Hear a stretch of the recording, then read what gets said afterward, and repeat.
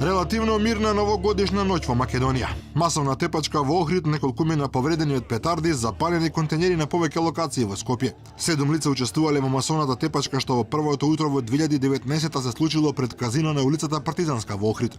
На двајца од разбеснетите учесници во тепачката им е укажана лекарска помош, а сите 7 добиле и пријави. На хирургија завршиле и 3 лица со исекотини после жестока тепачка во ноќниот клуб Хавана.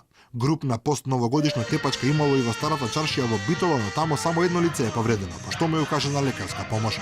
Неколку лица се повредени од пиротехнички средства кои покрај апелите од МВР беа масовно употребувани во метрополата и во сите останати градови во земјата. Во Штип едно дете заврши во болница по игра со петарди која тргнала наопаку, додека Скопјанец пријавил дека малолетна девојка исто така со пиротехника му нанела телесни повреди на улица Македонија.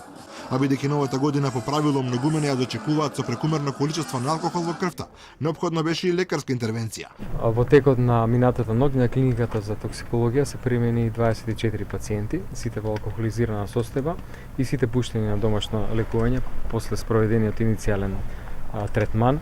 Многу е намален бројот на пациенти кои се примени заради користење психоактивни супстанции, оваа година тројца во однос на многу поголемиот број на минатите години. Двајца од нив се пуштени на домашно лекување и една пациентка е се уште на обсервација на клиниката за токсикологија.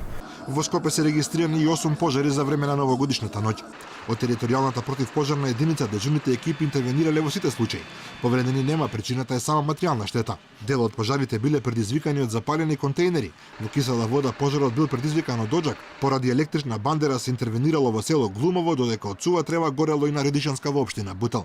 Како куриозитет, 2 лица од австријски Линц биле лишени од слобода откако при претес им бил пронајден кокаин. Пронајдено и 13 годишното девојче од Штип кое се водеше како исчезнато, но затоа пак од 18 годишната девојка од Тетово која синок излегла од дома се уште нема ниту трага ниту глас.